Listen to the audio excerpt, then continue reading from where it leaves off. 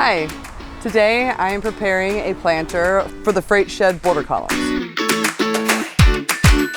Bare rooting is something that I recommend for a lot of reasons, but is very, very useful for planters.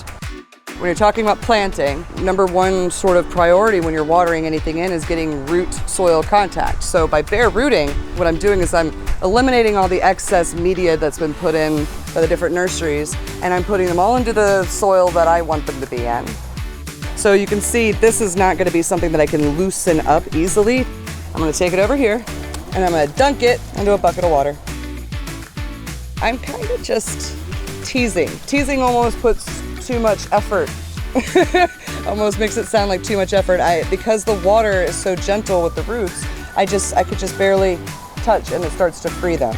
And I'm just doing that all the way around. But the idea is I'm saving as much root as possible. I'm untangling it from the shape of being grown in a container.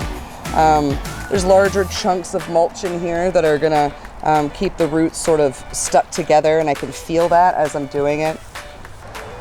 Bare rooting or not, you never want to plant with dry plants.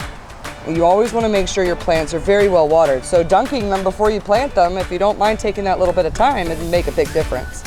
I want to lose more of the pot shape, so I'm going to go a little bit longer. I might give it a little wiggle, let the water do the work. I'm going to sort of bring that together into a shape that is going to be more willing to go through those holes. Watch what it looks like right after putting them in without kind of backfilling anything. And I'm kind of just letting the soil settle all the way around. So I just backfilled a little bit more because I know this is going to settle. Yes, this is the final step. Once it's watered in, it's ready to be placed. Are you curious about flowers and plants in the county's garden beds? Keep an eye out for featured Flora signs. Scan the QR code to see a short video and learn more. Or you can find all of the featured Flora videos by going to the county's website or YouTube channel.